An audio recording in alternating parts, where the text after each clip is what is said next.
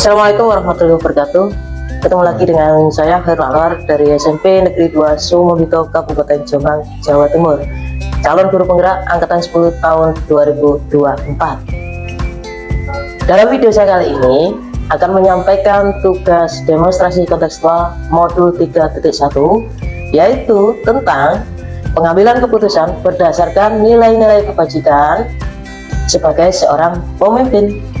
Pada kesempatan kali ini, saya bersama dengan Bapak Kepala SMP Negeri 2 Sumobito, Kabupaten Jombang. Assalamualaikum. Waalaikumsalam warahmatullahi wabarakatuh. Gimana kabarnya hari ini, Bapak? Alhamdulillah seger. Seger ya? Sehat. Ya. Bismillahirrahmanirrahim. Assalamualaikum warahmatullahi wabarakatuh. Perkenalkan, nama saya Dr. Andes Bambang Joko Siono MPD. Alhamdulillah saya diberi amanah ditugaskan selaku Kepala SMP Negeri 2 Sumobito. SMP Negeri 2 Sumobito untuk tahun ini sudah ditetapkan sebagai sekolah adiwiyata tingkat provinsi dan termasuk sekolah penggerak di Kabupaten Jombang. Alhamdulillah guru-guru kami banyak juga yang terrekrut di dalam guru penggerak dan ada yang dalam masa pendidikan calon guru penggerak. Salah satunya adalah Bapak Khairul Anwar. Alhamdulillah beliau sangat berkontribusi sekali dalam kegiatan-kegiatan di sekolah karena beliau itu juga hobi dan gemar teknologi informasi, sehingga banyak teman-teman sesama guru terbantu dengan kemampuan beliau di teknologi informasi. Beliau juga termasuk salah satu anggota dari forum komunitas belajar antar sekolah atau kalau dulu MGMP bahasa Inggris. Ini juga banyak berkontribusi juga dalam kegiatan keseharian. Beliau secara tidak langsung memberikan banyak masukan juga pada teman-teman, baik sesama guru mapel bahasa Inggris maupun kepada secara umum guru-guru di SMP Negeri 2 Sumobito. Semoga teman-teman yang baik sudah lulus sebagai guru penggerak maupun dalam pendidikan calon guru penggerak berikan kontribusi sehingga kedepannya sekolah di sekolah SMP Negeri 2 Sumobito ini menjadi sekolah dambaan orang tua, masyarakat sekitar, dan anak-anak yang bersekolah di sini akan mendapatkan kemanfaatan, menyenangkan, gembira, itu rasa aman sekolah di sini, dan kami berkomitmen pada anak-anak supaya belajarnya bisa bermakna, yaitu bermanfaat, berdampak nyata bagi dia untuk menjadi lebih baik dan berdaya guna sehingga dia bisa bersurvival, mengembangkan pendidikannya dan kehidupannya kelak di kemudian hari. Demikian, sekali lagi terima kasih atas perhatian Bapak Ibu pemirsa sekalian. Mohon maaf apabila ada yang kurang berkenan, baik kata-kata saya maupun tingkah laku saya beri. Ihdinas siratal mustaqim wal afa minkum. Wassalamualaikum warahmatullahi wabarakatuh. Gimana Pak Anwar? Alhamdulillah, Pak. Sehat juga ya? Alhamdulillah, terima kasih. Sehat, Pak. Gimana?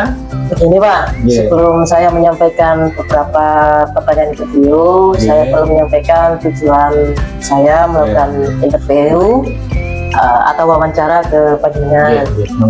Adapun tujuan dari interview ini untuk mengetahui lebih dalam tentang pengalaman Bapak selama ini dalam menangani kasus-kasus atau permasalahan-permasalahan terkait dilema etika atau rujukan moral. Itu Pak ya? Siap. Kita mulai Pak ya dari pertanyaan pertama. Bismillah. Bagaimana Bapak Bambang selama ini mengidentifikasi kasus-kasus yang muncul terutama terkait dilema etika ataupun rujukan moral? Oke, terima kasih Pak Anwar. Alhamdulillah saya punya calon guru penggerak yang hebat ini. Gini Pak, untuk mengidentifikasi itu ada kadang-kadang ada yang memang secara administratif itu mengirimkan secara persurat, ada yang langsung melaporkan kejadian misalnya ya, atau situasi langsung ke saya.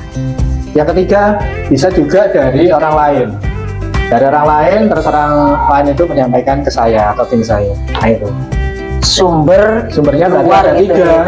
Kadang dari personal ngirim surat, terus yang kedua langsung ya, terus ada yang ketiga melalui tim kami. Dari tim. Bagaimana dengan sumber-sumber yang dari luar tadi, Bapak? Oke, sumber-sumber yang dari luar tadi tentu saja kami tidak langsung menanggapi gitu. Saya identifikasi dulu. Saya identifikasi dulu. Terus saya berusaha untuk mencari akar permasalahan yang ada. Terus yang paling penting, ini saya harus memvalidasi sumber itu. Memvalidasi sumber. Berarti Apakah sumber itu valid atau enggak? dalam rangka untuk mencari keakuratan berita itu Pak Giri. Jadi biasanya saya triangulasi. Jadi dari sumber satu, terus saya cari sumber yang lain berkaitan dengan ini tadi. Match nggak? Match, Kalau perlu tidak malah triangulasi data namanya. Bagus. Yeah. Saya lanjutkan Pak. Yeah. Setelah Bapak sudah mengidentifikasi kasus-kasus tersebut, bagaimana Bapak menjalankan atau mengambil keputusan di sekolah selama ini, terutama untuk kasus-kasus yang sudah teridentifikasi tersebut? Tentunya berkaitan dengan dilema etika dan rujukan moral. Jadi bagaimana Bapak menjalankan atau mengambil keputusan-keputusan itu? Iya, terima kasih Pak Anwar. Memang saya kadang-kadang membuat skala prioritas ya. Skala prioritas dulu. Kalau memang itu urgent, ya segera saya kumpulkan tim untuk menindaklanjuti.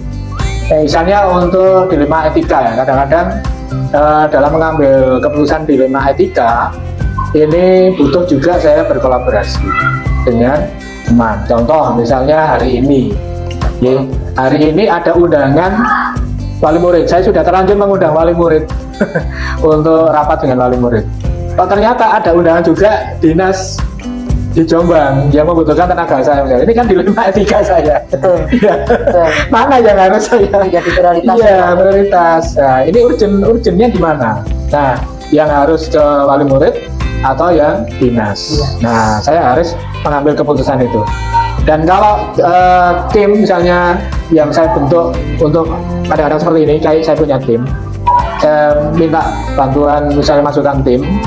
Kalau memang diatasi, misalnya yang orang tua bisa diatasi oleh tim saya, humas dan bidang kesiswaan misalnya, maka saya serahkan ke beliau. Berarti melalui perwakilan gitu. Kalau seandainya bersamaan dengan yang dimana itu memerlukan tenaga waktu yang sama, tenaga yang sama, berarti dipercayakan pada tim. Iya, karena sama-sama pentingnya kan ini ya. Cuma saya harus mengambil skala prioritas yang mana. Baik. Saya lanjutkan pertanyaan ketiga Pak ya. Lalu bagaimana langkah-langkah atau prosedur seperti apa yang biasanya Bapak lakukan selama ini? Langkah-langkah dan prosedurnya itu bagaimana? Dimulai kalau saya seperti kalau bujukan moral misalnya. Bujukan moral itu biasanya yang rawan, yang sensitif itu berkaitan dengan keuangan. Moral keuangan, betul. Gila. Biasanya itu Pak. Maka saya identifikasi permasalahan yang bujukan moral maupun dilema etika itu, dan saya identifikasi seperti tadi. Akan saya buat skala prioritas sama ya. Terus saya membentuk tim. Nah ini, apakah perlu ini dibentuk tim? Timnya apakah tim yang selama ini tim wakakawer kami, ya, tim sekolah, atau juga berkolaborasi dengan misalnya kalau keuangan di bidang apa? Di bidang koperasi, di bidang mungkin kalau keuangan berkaitan dengan pemerintah atau kedinasan dengan bendahara, ini saya koordinasikan. Atau mungkin ini keuangan yang berkaitan dengan suatu program kegiatan tertentu, maka saya harus berkolaborasi juga dengan tim panitia tadi. Panitia. Terus setelah saya bentuk tim, berkolaborasi, berunding, terus kita mendengarkan berbagai teman tadi, terus kira-kira ini kalau diambil keputusan ini dampaknya apa? Nah, efek risikonya bagaimana? Terus benefitnya bagaimana? Nah, itu. Terus dampak langsung ke siswa enggak? Nah, ke orang tua enggak kan? Apakah prosedur yang Bapak terapkan itu berjalan maksimal atau belum Pak? Nah, ini kadang-kadang ada tantangan Pak untuk menjalankan prosedur-prosedur ini.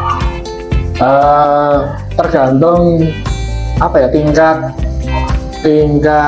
dalam tanda petik itu tadi ya, tingkat urgenis ya, skala prioritasnya tadi.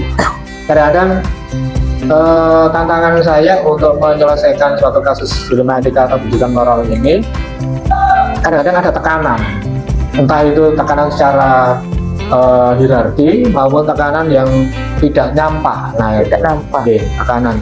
Kemudian kadang-kadang kurangnya validasi data tadi. Kurangnya validasi data. Ini kayak sepertinya ini nggak begitu, buktinya nggak begitu kuat, misalnya gitu. Berarti hampir kayak apa, data fiktif itu Pak? Nah, ini buktinya kok saya sulit ya mencari. Nah, itu kan kadang kesulitan untuk mengambil keputusan.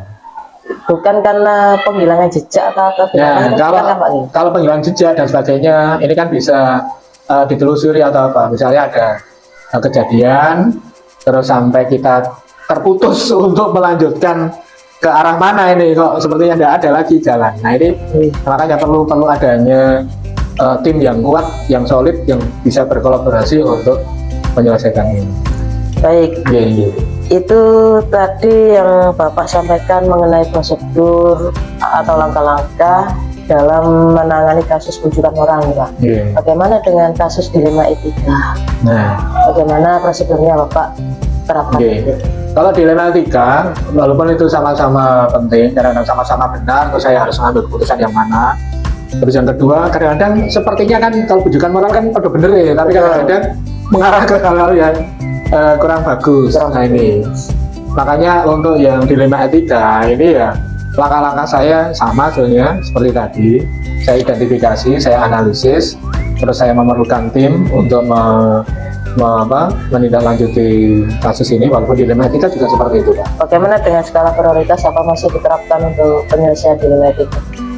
Seperti yang tadi, misalnya dua kegiatan yang harus dan bersamaan dan harus mengambil keputusan yang mana, ini kan saya juga harus mengambil skala prioritas. Skala prioritas, Iya. masih benar. Iya. Baik, terima kasih Pak. Saya lanjutkan lagi Pak. Iya, monggo. Lalu hal-hal apa yang selama ini Bapak anggap efektif dalam mengambil keputusan terkait kasus dilema etika dan bujukan moral? Yang jenengan anggap efektif Pak dalam mengambil keputusan? Iya, selain kepemimpinan yang kuat, ini harus harus ini, kalau mengambil keputusan itu harus ada kepemimpinan yang kuat.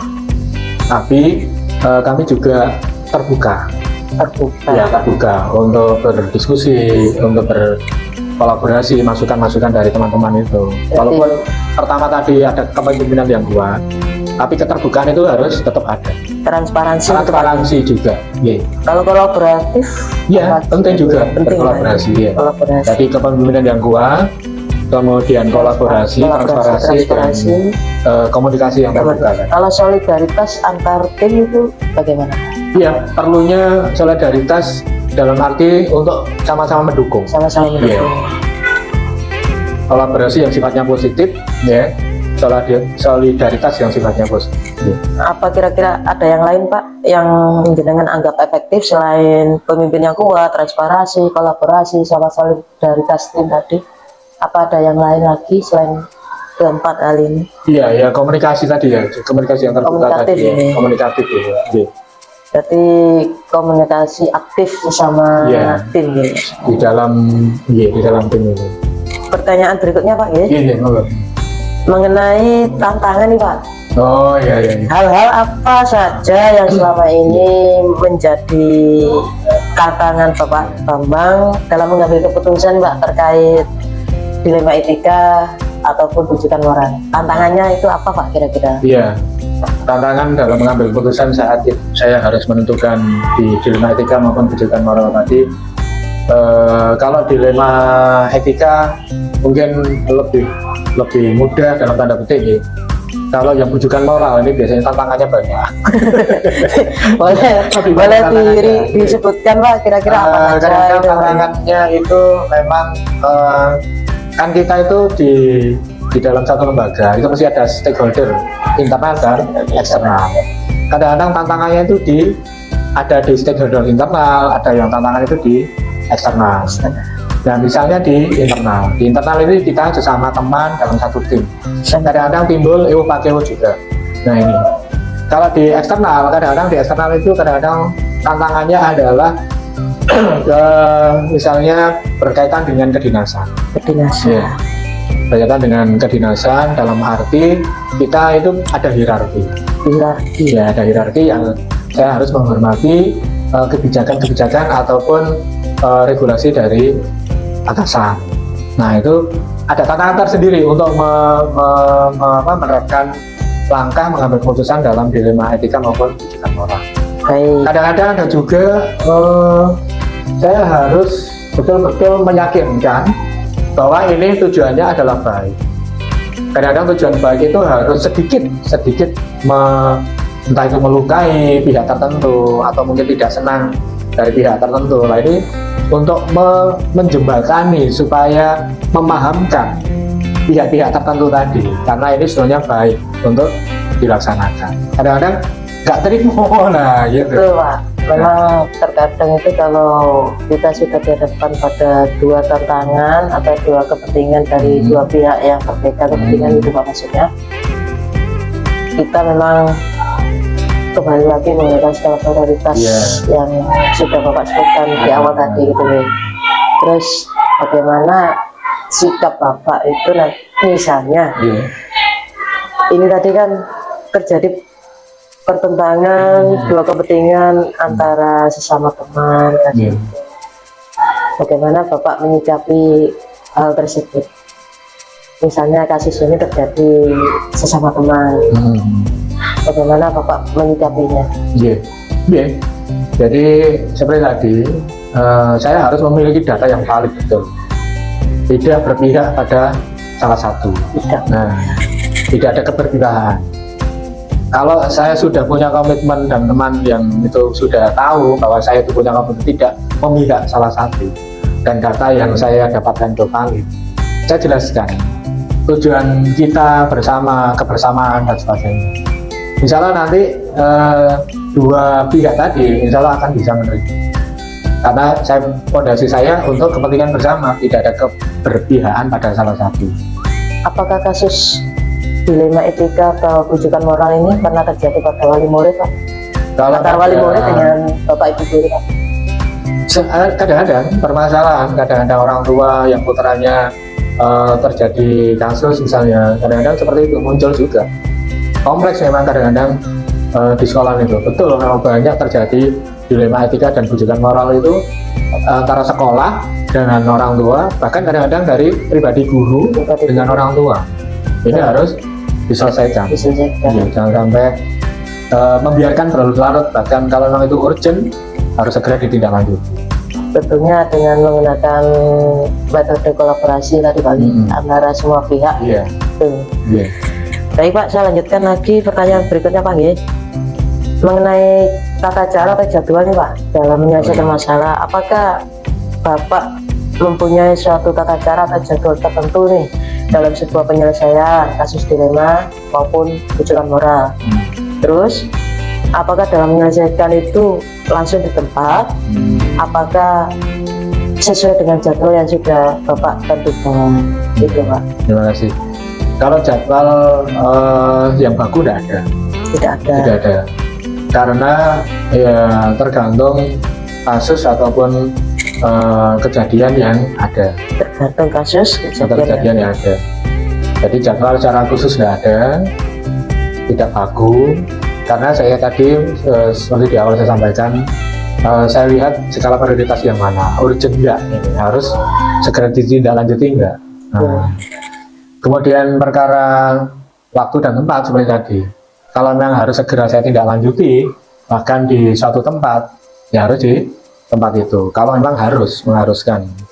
Contoh misalnya hari ini ada suatu kendala apa di luar jam kedinasan. Di luar jam kedinasan. Karena ini urgent, berkaitan dengan siswa misalnya atau dengan keluarga besar SMP Negeri 2 Sumobito, maka waktunya ya harus disegerakan dan kalau bisa di mana kejadian tadi. Baik. Kalau boleh bertanya lebih lanjut Pak mengenai tentang tata cara atau jadwal. Bisa mungkin Bapak bisa memberikan misalnya contoh yang kasus dilema etika atau rujukan moral yang segera diselesaikan atau membutuhkan waktu, mungkin karena itu prioritas jangka pendek harus segera diselesaikan, atau prioritas jangka panjang yang mungkin masih memerlukan waktu tidak harus sekarang kan, seperti itu Pak. Misalnya kasus seperti apa itu Pak? Iya. Boleh diceritakan. Misalnya tentang siswa ya, dengan orang tua siswa misalnya berkaitan dengan siswa. Pernah misalnya anak kita karena kejadian suatu lomba di 17-an karena salah paham atau apa, anak kita sampai terjadi kekerasan oleh anak lain misalnya. Nah, karena kasus seperti ini ya, dan ternyata yang melakukan itu kan misalnya sesama sekolah dalam wilayah kedinasan yang sama. Nah, seperti ini dua hal yang harus saya selesaikan, yang antara menyelesaikan dengan orang tua dan satunya dengan sekolah yang sama-sama di bawah kedinasan. Nah, ini saya nanti harus melangkah kemana dulu? Apakah ini harus saya ke sekolah tersebut dulu sebagai pimpinannya atau ke orang tuanya dulu? Nah, ini kan sama-sama kan pentingnya. Nah, dan sama-sama benar ini harus segera dilaksanakan. Baik. Nah, seperti itu. Terus contoh konkretnya itu seperti apa Pak prosedurnya pada waktu dengan menangani kasus misalnya seperti perkelahian murid dengan instansi lain seperti itu Pak? Itu tadi, ya, tetap setelah memang datanya valid ya, ada kejadian langsung misalnya laporan dari salah satu tim kami, misalnya kesiswaan atau bidang ketertiban, ini kondisinya bagaimana? Kalau ternyata dengan sekolah X, ya, segera saya ke kondisikan di orang tua anak saya tadi, siswa kita, dan tim kami kesiswaan dan ketertiban atau OSIS langsung ke tempatnya juga, sambil saya koordinasi dengan sekolah X tadi. Nah, gitu. Saya koordinasikan bahwa ada kejadian seperti ini, apakah Bapak atau Ibu sudah dengar, dan ini menyangkut ini karena datanya sudah valid bahwa itu memang siswa jenengan. Nah, apakah bisa kita ketemu? Nah, seperti itu. Sementara yang di tempat orang tua tadi sudah dikondisikan tim kami, saya segera meluncur ke sekolah X tadi untuk supaya tidak berkelanjutan kasus ini. Apakah melibatkan wali murid siswa tersebut Pak? Dalam kalau yang sekolah tadi kan tergantung sekolah tadi ya, Bapak Kepala Sekolah atau Ibu Kepala Sekolah X tadi. Karena ini sama-sama pentingnya, sama-sama benarnya, saya harus menyelesaikan kesini dulu atau kesana dulu. Nah, baik. Hasil dari kasus yang pernah dengan tangani, apakah berakhir damai baik atau sesuatu yang sepertinya tidak diharapkan oleh pihak-pihak lain gitu? Alhamdulillah kasus-kasus yang di SMP Negeri 2 Sumbito, kejadian-kejadian itu bisa terselesaikan dengan baik. Tidak sampai ngapunten ke ranah yang lebih lanjut, misalnya ke ranah hukum atau apa. Karena kalau bisa kan semuanya itu diselesaikan dan tidak berkembang lebih jauh kan gitu Pak. Itu harapan semua. Saya lanjutkan lagi Pak ya, pertanyaan berikutnya. Apakah ada seseorang yang membantu Bapak dalam menyelesaikan kasus-kasus ya, terkait dengan dilema etika tadi, dan faktor apa saja yang membuat Bapak lebih mudah dalam mengambil keputusan? Iya, memang seperti yang saya sampaikan tadi, saya mesti dibantu oleh yang internal itu tim sekolah, yang eksternal itu sering juga kami dibantu oleh Bapak Ketua Komite, kemudian stakeholder luar misalnya Bapak siapa ini yang Kepala Dusun, Pak Lurah, sampai Pak Binsa dan Pak Kamtibmas. Kadang beliau-beliau itu juga membantu kami dalam mengambil keputusan. Terutama yang wilayah beliau itu, nah itu terutama yang untuk eksternal. Berarti memang benar-benar wajib dan harus gitu Pak, melibatkan semua stakeholder dalam menangani suatu kasus, terutama dengan dilema etika gitu ya. Iya, terutama yang dengan pihak luar. Pihak luar, betul Pak. Lalu kira-kira faktor apa yang mempermudah Bapak dalam mengambil keputusan? Faktor apa saja yang mempermudah Bapak itu? Iya, kalau yang bantuan tadi tentunya komunikasi dengan pihak, misalnya pihak luar tadi. Faktor komunikasi. Iya, jadi kita bangun terus komunikasi dengan beliau-beliau itu, stakeholder dari eksternal tadi. Itu keterbukaan kita. Keterbukaan kita untuk menyampaikan informasi ke beliau. Selain komunikasi transparansi, apakah ada hal lain Pak yang bisa menjadi pendukung untuk agar Bapak lebih mudah dalam menjalankan kebijakan-kebijakan dan mengambil keputusan terkait kasus dilema etika itu Pak? Terutama tim mediasi ya. Tim mediasi yang sangat membantu untuk menyelesaikan juga, menjembatani kami biasanya dengan pihak-pihak yang terlibat. Pertanyaan terakhir nih Pak. Oh iya, terakhir ya. Dari semua hal yang Bapak Bambang sampaikan, kira-kira pembelajaran apa yang bisa Bapak petik dari pengalaman yang selama ini sudah Pak Bambang lakukan dalam mengambil keputusan-keputusan terkait dilema etika maupun kebijakan moral? Pengalaman apa Pak, atau pembelajaran seperti apa yang bisa Bapak ambil selama menangani kasus-kasus dilema etika itu? Iya, terima kasih. Memang saya itu berkomitmen sejak awal itu belajar sepanjang hayat dan kepada siapa saja, termasuk menangani kasus dilema etika dan juga moral yang selama ini terjadi di SMA Negeri Dusun Mulyoto itu menjadikan pembelajaran untuk diri saya sendiri juga sebenarnya. Untuk mengambil keputusan ternyata tidak bisa diambil secara sendiri. Pentingnya tim, pentingnya keterbukaan, pentingnya komunikasi yang terbuka, ya. Itu tadi. Jadi saya betul-betul bisa belajar dari rujukan moral dan dilema etika yang selama ini itu, ternyata itu dalam mengambil suatu keputusan kita tidak bisa kebiahuya. Kita harus mengidentifikasi betul kevalitan data, butuh triangulasi data, butuh kejelasan, kalau perlu yang bersangkutan langsung mendapatkan data yang valid. Terus kita juga mendapat dukungan dari berbagai pihak. Itu saya belajar banyak dari beliau-beliau itu juga. Iya. Jadi itu pengalaman tadi, pembelajaran bagi saya, diri saya sendiri, bahwa proses kedewasaan dalam mengambil keputusan ini banyak faktor yang saya dapatkan dari luar, ya, dari kerjasama dengan teman, baik di dalam tim pengambil kebijakan, tim sekolah, bahkan dari bapak ibu guru senior juga. Ternyata beliau-beliau itu juga banyak memberikan masukan. Saya belajar banyak dari beliau-beliau.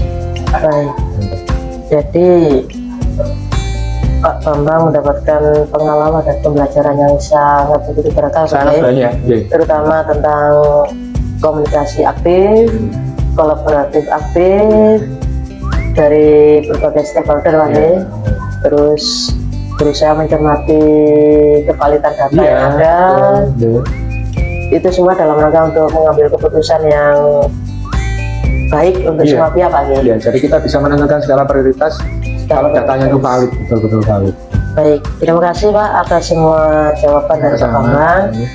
Sebagai penutup, kira-kira apa ada yang perlu Bapak sampaikan sebelum kita akhiri pertemuan hari ini Pak? Oke, sekali lagi terima kasih Pak Anwar dengan sudah membantu kita juga secara kelembagaan di SMP Negeri 2 Sumobito ini dengan mengikuti kegiatan JGP ini banyak masukan dari teman-teman, ya, terus secara kelembagaan juga dengan banyak memberikan kontribusi, ya, berkaitan dengan IT, berkaitan dengan pengalaman-pengalaman jadi kan seperti kemarin pembelajaran berdiferensiasi. Nah itu sekali lagi terima kasih banyak Pak Anwar, kontribusi dengan, ya, baik secara langsung melalui forum-forum maupun tidak langsung kadang-kadang ketemu dengan teman-teman, ya, secara ngobrol.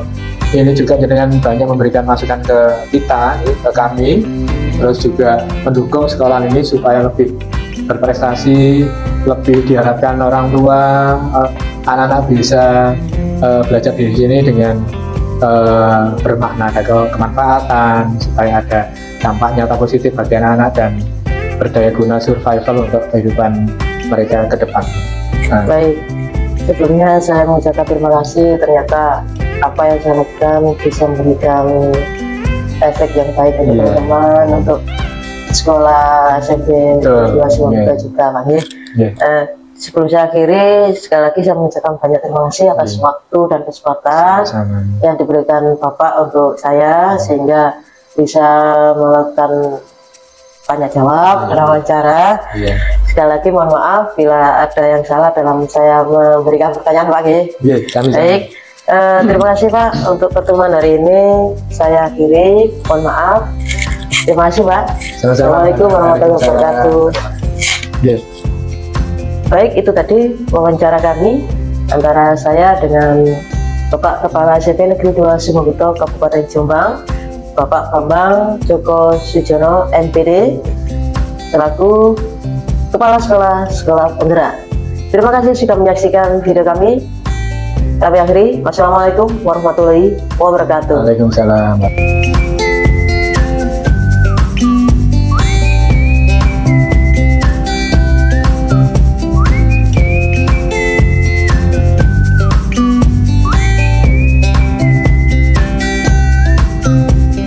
Assalamualaikum warahmatullahi wabarakatuh.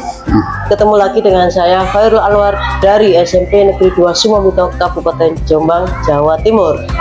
Calon guru penggerak angkatan 10 tahun 2024. Dalam video saya kali ini akan menyampaikan tugas demonstrasi kontekstual modul 3.1 yaitu tentang pengambilan keputusan berdasarkan nilai-nilai kebajikan sebagai seorang pemimpin. Dalam kesempatan kali ini saya bersama dengan Bapak Kepala SMP Negeri 2 Mojowarno, yaitu Bapak Muji Suwanto SPD MPD. Assalamualaikum. Waalaikumsalam. Gimana kabarnya Bapak hari ini? Alhamdulillah baik. Baik Pak ya? Assalamualaikum warahmatullahi wabarakatuh. Saya Muji Suwanto, Kepala Sekolah SMP Negeri 2 Mojowarno, Kabupaten Jombang, Jawa Timur. Saya ditugaskan di sini mulai tanggal 1 Juli 2022 sampai sekarang. Pesan saya kepada teman-teman dari guru penggerak, mohon bekerja dengan baik, belajar dengan baik, dan memberikan kontribusi yang besar bagi perkembangan anak didik, dan tentunya nanti diusahakan selalu amanah menjalankan tugas sebagai pimpinan nantinya kelak. Dari saya akhiri, Assalamualaikum warahmatullahi wabarakatuh.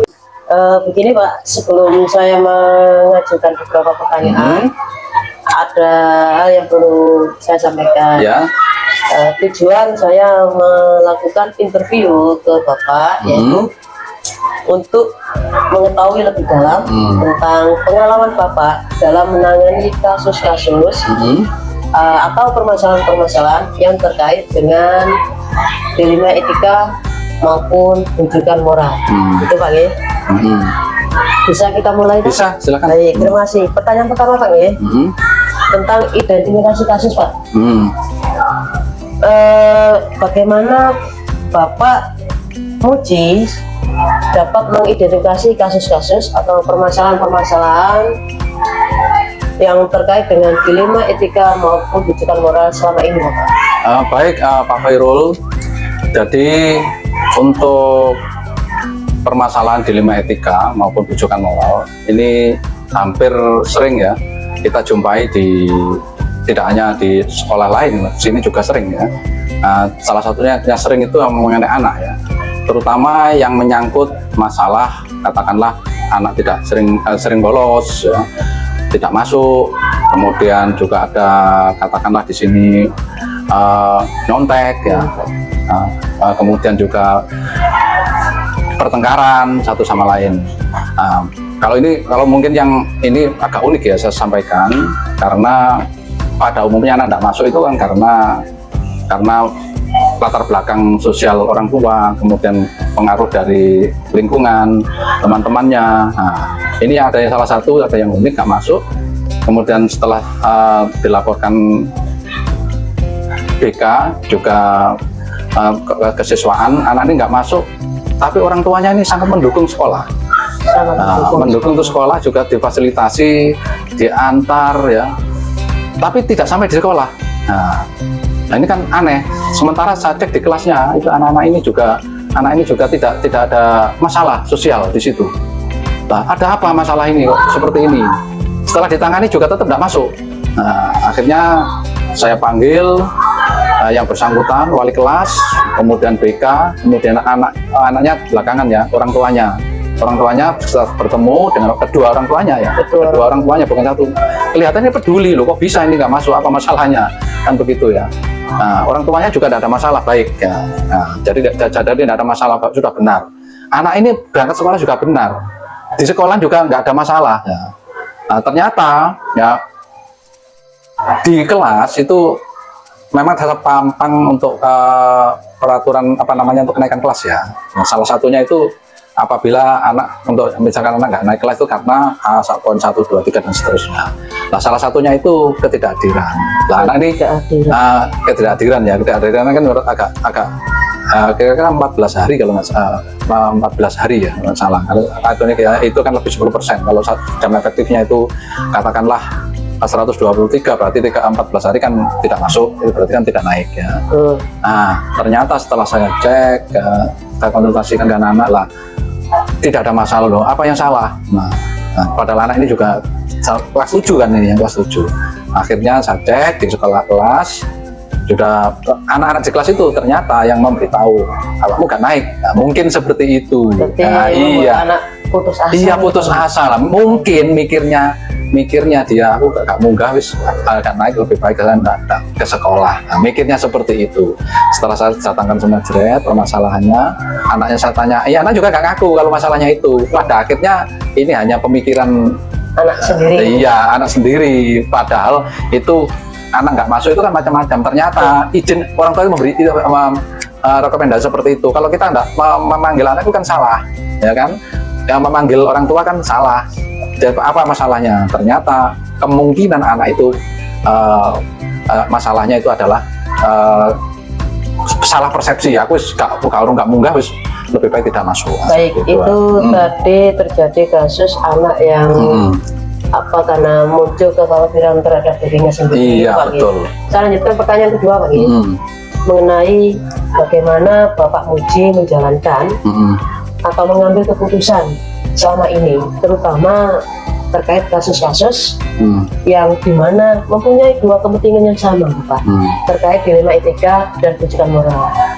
Begini, pada prinsipnya saya itu komunikasi dengan Bapak Ibu, komunikasi ya, kemudian minta masukan ya, kemudian juga dari pihak-pihak yang terkait juga saya tanya, kemudian orang tua kalau memang itu dengan anak, orang tua juga saya datangkan. Betul ya. Pada prinsipnya kalau itu kita datangkan orang tua, semua kita ajak bicara, semuanya, insya Allah permasalahan selesai. Ini cara kami untuk bisa menyelesaikan permasalahan dalam tanda kutip ini untuk hal-hal yang seperti itu.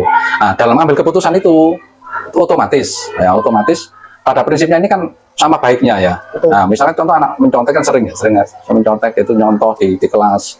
Ini kan sama baiknya ini tak lapor kalau dilaporkan ini juga nanti anak ini gimana secara mental. Nah, cenderung lebih baik anak itu dikasih tidak diekspos di kelas.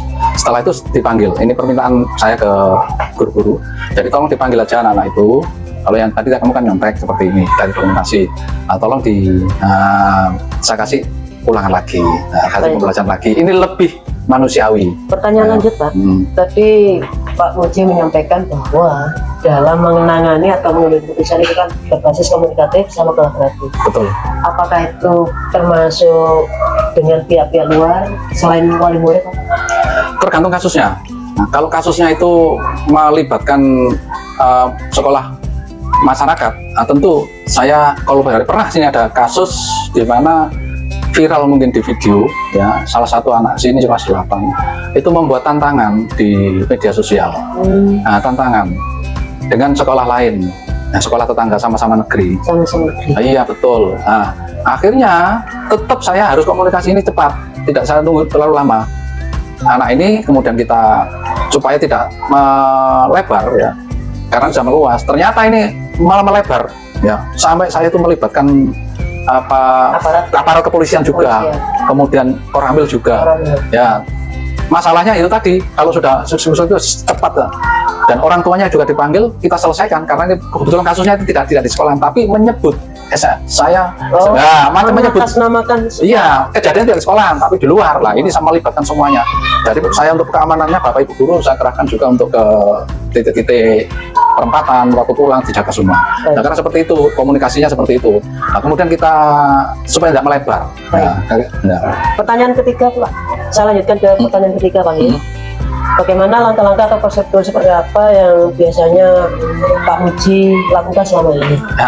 Nah, kalau kita bilang prosedur Mas, Pak, jadi kalau misalkan permasalahannya itu perlu cepat ya, atau perlu pemikiran. Jadi kalau kasusnya yang wajar normal itu biasanya saya berpikir dulu sejenak, kemudian kita komunikasi dengan Wakakaur ya.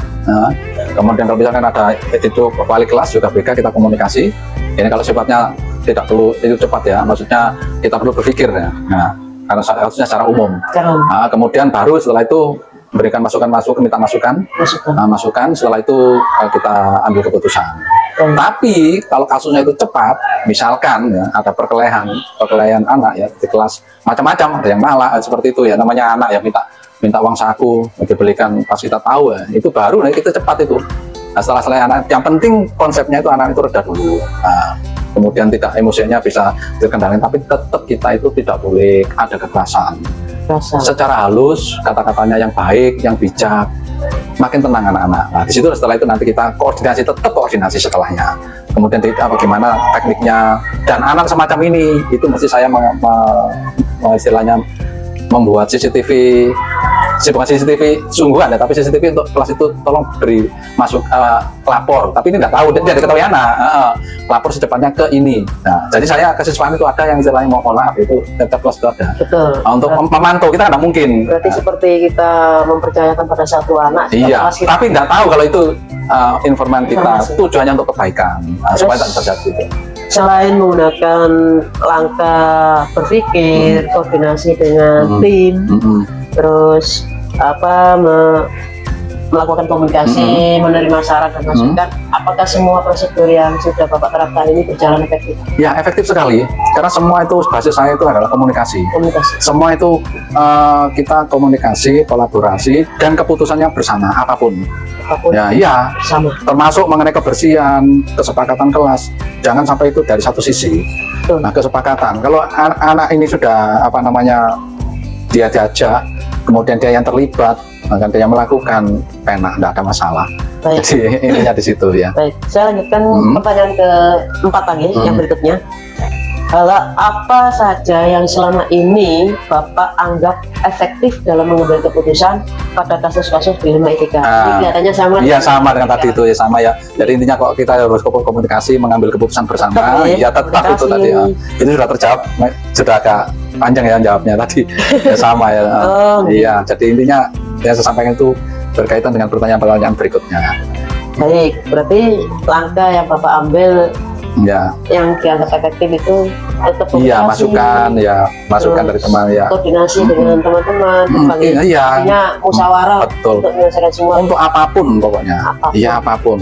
Jangan sampai kita itu mengambil keputusan tidak didasarkan pada masukan. Jangan sampai merugikan salah satu pihak. Betul, satu saja bermasalah tidak akan efektif. Baik. Kalau semua rundingan semuanya efektif. Ya. Baik. Pertanyaan berikutnya Pak, ini mengenai tantangan nih Pak. Hal-hal apa yang selama ini merupakan tantangan Bapak dalam mengambil keputusan nih Pak, terutama terkait kasus di Lima Etika Pak? Ya begini ya, sebetulnya ya yang menjadi persoalan itu karena satu ya, karena anak-anak itu kurang peduli ya.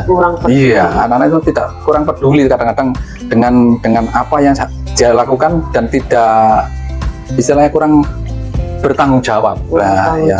Kemudian mohon maaf ya, kadang-kadang sosial budaya orang keluarga itu juga mempengaruhi anak itu, tantangannya itu juga kepedulian orang tua terhadap anak.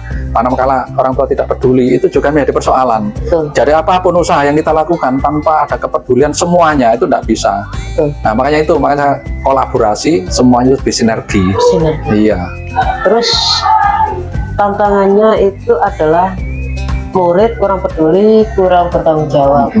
Apakah itu dipengaruhi oleh lingkungan tempat mereka tinggal? Ya betul sekali, itu tadi saya sampaikan, sangat pengaruh. Sangat pengaruh. Apalagi anak-anak ya, pergaulan yang salah dengan anak-anak yang katakanlah lebih dewasa, sementara dia belum waktunya untuk bergabung, ini juga sangat pengaruh sekali. Sangat pengaruh. Dan itu dibawa ke sini. Nah, ya mesti. Makanya kita itu perlu mensosialisasikan budaya, etika, peraturan, dan apapun ya yang sifatnya positif itu anak-anak harus tahu. Ya. Apakah Bapak punya cara tersendiri untuk menangani tantangan-tantangan yang muncul tadi itu, Bapak? Nah, kalau misalnya menangani tantangan itu betul, Pak. Jadi tantangan itu kan tidak hanya siswa, juga guru, juga dari misalkan luar. Nah, khusus untuk tantangan itu kan tidak hanya siswa ya, misalkan dari wali murid juga ada banyak-banyak yang harus kita tantangan juga. Jadi cara menangani bagaimana? Ya tetap ya, kita mengidentifikasi kasus, ya kemudian kasus itu kan macam-macam, ada etika, ya kemudian ada bujukan moral, ya bujukan moral kan ya macam-macam ya. Betul. Kalau mohon maaf ya, gratifikasi kan tidak boleh, tidak boleh juga, itu tidak boleh gratifikasi atau yang lainnya lah. Kemudian siswa juga sama, kita lihat permasalahannya, setelah permasalahannya itu tetap kita komunikasikan, kita itu keputusan bersama, tetap seperti itu saja konteksnya. Tapi intinya itu tetap berkomunikasi aktif gitu. Betul ya. Jadi nanti kalau jadi pemimpin seperti itu ya, berkoordinasi ya. Saya doakan aja nanti bisa amanah ya. Amin. Dan doakan saya juga bisa amanah. Saling doakan lagi. Iya betul. Saya lanjutkan pertanyaan berikutnya, Pak. Ini mengenai jadwal nih, Pak. Apakah Bapak Muji itu mempunyai tata cara atau jadwal tertentu dalam menyelesaikan suatu kasus, Pak? Jadi, apakah dalam menyelesaikan suatu permasalahan itu langsung di tempat, apakah mengikuti agenda yang ada gitu, Pak? Nah, begini, saya itu sebetulnya kalau menyelesaikan kasus itu tergantung situasi kondisi. Tidak ada penjadwalan secara khusus, kecuali itu memang melibatkan wali murid, kemudian juga tokoh-tokoh masyarakat. Ada kegiatan sifatnya itu perlu itu koordinasi. Nah, berkoordinasi kapan bisa. Nah, itu saja. Sebetulnya secara teknis saya tidak pernah misalkan menyelesaikan kasus ini secepatnya. Tidak secepatnya ya. Sesegera mungkin. Ya, sesegera cepat dan tepat. Cepat dan tepat. Iya, itu harus itu. Jangan nunggu nanti berbahaya, semakin melebar. Nah. Baik. Pertanyaan berikutnya, Bapak. Ini mengenai stakeholder-nya, Pak. Apa ada seseorang yang membantu Bapak selama menangani kasus-kasus tersebut, dan kira-kira faktor apa yang mempermudah Bapak dalam mengambil keputusan? Ya, kalau misalkan hubungan dengan siswa, saya berkomunikasi dengan Wakakaur, BK, wali kelas ya. Kemudian kalau misalkan itu kita hubungan dengan masyarakat, misalkan permasalahan, ya, masalah bukan masalah yang negatif ya, masalah itu misalkan sosialisasi mengenai tata tertib, itu misalnya saya suka orang tua kan, saya koordinasi dengan komite. Nah, komite itu sangat membantu sekali, sangat mendukung sekali kebijakan sekolah, karena mitra kami. Juga kita juga mungkin bisa buka di YouTube ya. Jadi ketik saja di YouTube SMP Negeri 2 Mojowarno. Disitulah kita memberikan informasi sekolah SMP Negeri 2 Mojowarno, baik itu mengenai kegiatan apapun, di situ termasuk lengkap. Jadi orang tua bisa mengecek termasuk kegiatan ekstra apa saja kita sampaikan. Nah, makanya komunikasi ini berjadwal. Kalau yang ini. Nah, itu jadinya membantu siapa ya tadi, kalau dengan sekolahan, Wakakau dan semua Bapak Ibu guru juga. Mana yang tidak mungkin tidak semuanya, tapi kita yang berkepentingan yang bisa membantu, kecuali rapat dinas ya, semua disampaikan. Tadi juga dengan komite juga sama. Sekalipun itu juga dengan tokoh-tokoh masyarakat. Tokoh-tokoh Iya. masyarakat. Saya dekat dengan kepala desa juga bagus, dengan Koramil, kepolisian, ya, seperti itulah. Berarti Bapak tidak lupa untuk selalu berkoordinasi dengan pihak-pihak terkait, Betul, termasuk wali murid, betul, dengan tim, ya. betul. Bagaimana dengan aparat yang secara nggak langsung pada saat event-event tertentu kan kita perlu bantuan beliau juga. Betul. Apakah itu sudah dilakukan? Iya, tentunya.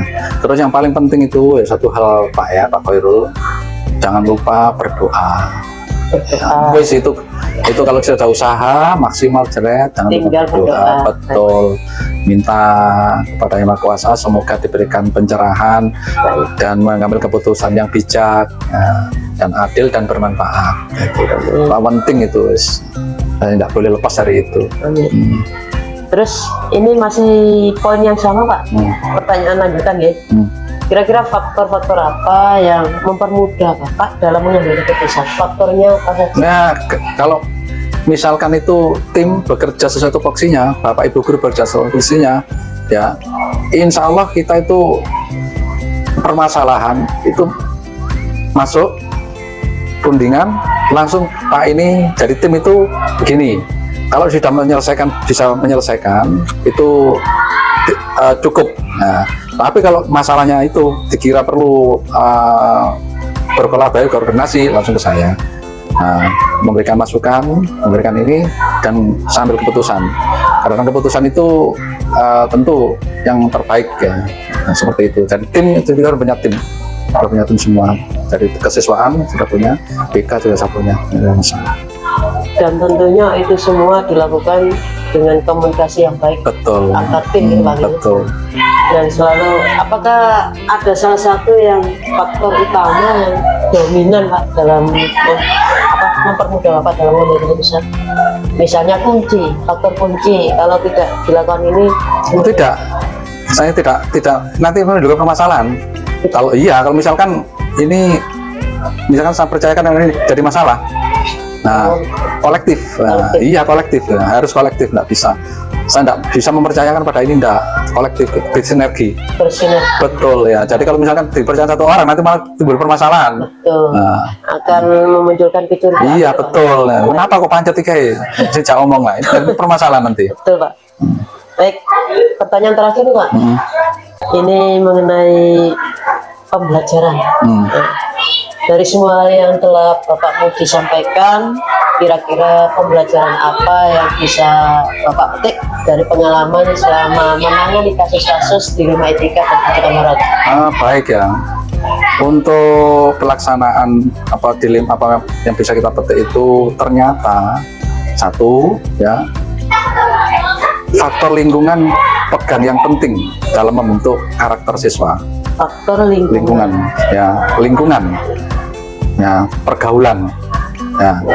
Oleh karena itu di sekolah ya saya usahakan juga saya sampaikan kepada Bapak Ibu untuk pentingnya membuat lingkungan sekolah yang nyaman untuk anak-anak belajar, yang nyaman. Tempat nyaman gitu. Iya, nyaman semuanya. Kemudian juga diberi contoh yang baik. Ya, ini itu yang saya simpulkan. Karena banyak kasus yang saya lihat anak menyimpang dari hal-hal yang tidak baik itu karena mayoritas lingkungannya mendukung untuk berbuat begitu tidak baik. Ya. Apakah termasuk lingkungan keluarga murid? Betul. Iya, mayoritas hampir rata-rata memang kadang-kadang abai orang tua. Bukan abai itu enggak, masalahnya kadang-kadang orang tuanya mohon maaf itu kan broken home. Akhirnya kurang perhatian. Apa karena disalahkan? Ya tidak. Ya apa mana ya? Ya sumpah karena justru kita itu harus hadir di situ. Kalau ada masalah kita tidak memvonis bersalah, nah ini enggak boleh. Nah, kemudian misalkan orang tua berangkat pagi kerja. Nah, kemudian pulangnya terus anak kan gimana? Nah, itulah sekolah harus hadir untuk menyampaikan itu. Kalau ada permasalahan harus secepatnya. Makanya saat rapat dinas itu mesti saya inventaris. Saya coba permasalahan apa yang muncul. Yang paling utama itu adalah memang di sini itu pembelajaran, ya mendidik. Permasalahan apa? Saya tidak mau terakhir kenaikan kelas muncul, tidak mau. Jadi tiap kali ada rapat dinas, saya inventaris balik ke permasalahan apa yang muncul itu. Nah, disitulah nanti tidak terlambat, tidak terlambat. Ya. Dan teman-teman, yang penting teman-teman itu paham dengan saya selaku pemimpin dan mempercayai. Kelihatannya semua teman-teman percaya penuh ya. Alhamdulillah, mudah-mudahan begitu. Ya, tapi memang saya dedikasikan untuk kepentingan lembaga sini, ke keluarga besar sini, baik untuk Bapak Ibu guru maupun untuk siswa. Jadi untuk yang penting mengarah ke kebutuhan siswa. Baik. Ya, segala permasalahan apapun saya selesaikan. Nah, itu. Apakah itu semua ada kontribusi dari tim yang Iya, tentu ya, otomatis.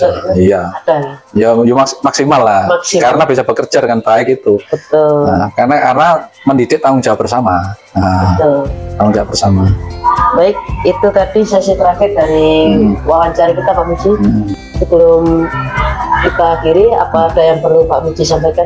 Ya, pesan saja nanti kalau misalkan Pak Khairul jadi pimpinan, ya itu usahakan memahami apa kebutuhan siswa, ya yang utama itu. Jadi Bapak Ibu guru berilah masukan dalam kegiatan pembelajaran untuk mendukung siswa supaya berkembang dengan baik, ya. Berkembang dengan Yang itu sangat baik. Terus juga yang penting regulasi dari pemerintah apapun kita laksanakan, ya regulasi dari pemerintah kita laksanakan dan dipahamkan ke semua Bapak Ibu untuk disampaikan ke murid. Ya, kita tidak untuk istilahnya kebijakan itu kita laksanakan, intinya seperti itu. Baik. Nah, Ada lagi yang perlu disampaikan Pak Muji? cukup itu saja ya. Baik. Ya, bekerja yang baik gitu saja, ya amanah. Nah, Insya ya, Allah. terus insya Allah itu saja. Jadi terus yang lainnya saya kira sama mengikuti. Kita tidak usah berpikir ditempatkan di mana-mana, sama saja, tergantung niat kita. Kalau niat kita baik, insya Allah semua akan jalan. Baik, terima kasih atas masukannya Pak Muji, dan saya ucapkan banyak terima kasih atas waktu dan kesempatannya. Mohon maaf, saya akhiri. Terima kasih ya. Warahmatullahi wabarakatuh. Semoga sukses ya. Amin.